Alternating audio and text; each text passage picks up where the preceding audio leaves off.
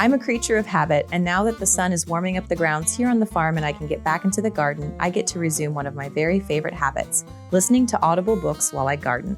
I'd like to thank one of my very favorite apps in the entire world, Audible, for sponsoring today's video. Visit audible.com/Shay or text Shay to 500-500 to get started with Audible. Audible provides you with the largest selection of audiobooks, ranging from cookbooks to language learning books to historical fiction. In fact, I think I'm on year 2 of listening to the entire Outlander book series. It's one of my very favorite things to put in my earbuds, head out into the garden, and listen to Jamie and Claire's adventures together from the Highlands of Scotland to the American colonies. While Claire works in her gardens, I get to work in my gardens here. I don't like to sit still, I'm always on the move, so Audible's the perfect way for me to listen while I work. I've also used the Audible app to introduce my kids to all kinds of classics. There's so much on Audible to explore, literally thousands of books, podcasts, and more. Visit audible.com/Shay or text Shay to 500-500 to get started with Audible today.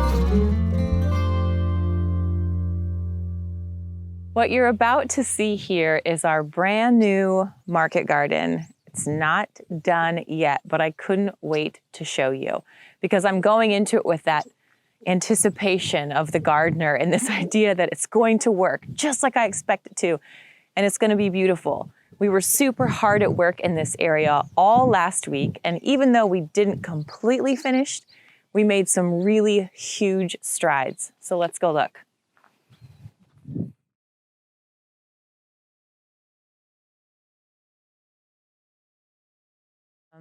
So this is the new market garden, completely redesigned and done in a completely different way than anything we've done before. The entire purpose of this garden will be to grow vegetables, but beyond that, we wanted a garden that was easy to manage, easy to access, and that we could get our equipment through so that when we're harvesting 250 pounds of cabbages or onions, we could run the golf cart or run the tractor through here to help us with that process. So this is a market garden that's completely designed after Charles Dowding's no-dig garden beds. So what you see behind me has all been cattle and sheep pasture for about the last 5 years. There's been a lot of poop that's been circulating in, but it's just pretty poor pasture. It's not great soil. So we knew we wanted to do something different with it, to amend it and to make it a more productive piece of the property. It's also one of the flattest pieces of land that we have here on our small acreage because we're sort of on a slope. So everything's tilted slightly. And you can see that the garden is, but because we're just growing vegetables in here, it's not a big deal. So here's what we did.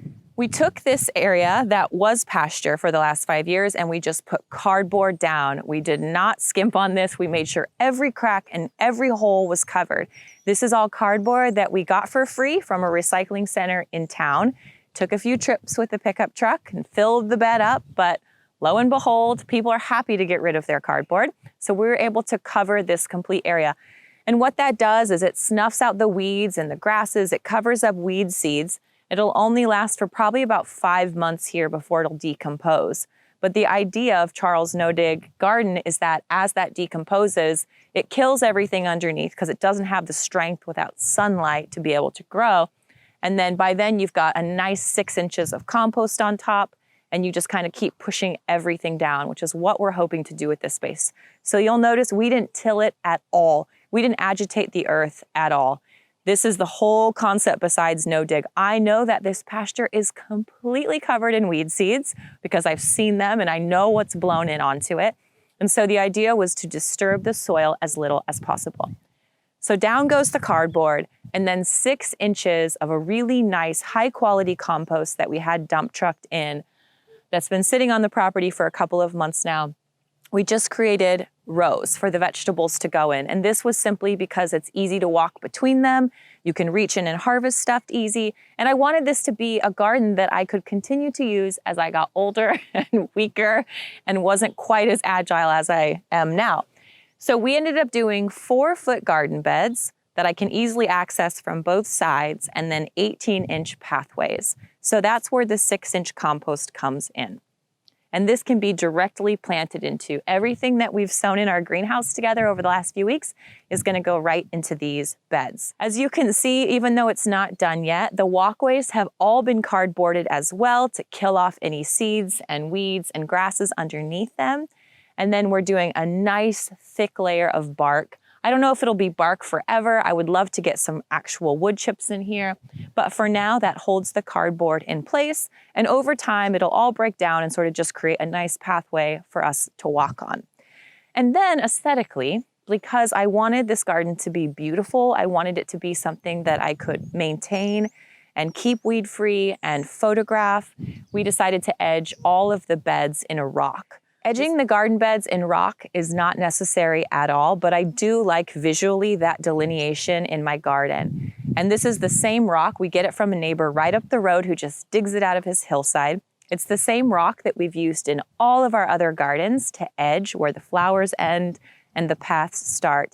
And so to me, having that delineation is really pleasing to the eye. And I love that it ties this upper part of the property into the lower part of the property as well. Let's go look a little closer. As we're filming this, the last of our rock was just dumped here. So now that it's here, we can go ahead and finish edging out all of these beds. But you can see kind of where we stopped up here. And we're really just doing like 6 or 8 inches on the edges just to give us that visual break from where the bed ends and where the path begins. And of course, we didn't make it through with all the bark either. That took more than we anticipated as well. But this is a big area, you can see. And we kept this really nice big pathway in the middle. This is about 7.5 feet so that we can drive our tractor right up here. Because the idea of maintaining these beds will be that we'll add about 1 inch or 2 of fresh compost on them every year, once a year. That's what Charles recommends, so that's what I'm gonna do for now. And so if I can drive the tractor in here with a bucket load of compost and then shovel it onto the beds, that'll save me a lot of wheelbarrowing. So, I mean, considering what we started with, this is a huge improvement. And of course, I'm hopeful. I'm hopeful that the beds will be much easier to maintain. Already, this is so much more accessible than the market garden that we had on the other side of the property. And I think visually, when it's all done, it's going to be really beautiful. Now we just got to haul, 6,000 pounds more rock. So things are looking up.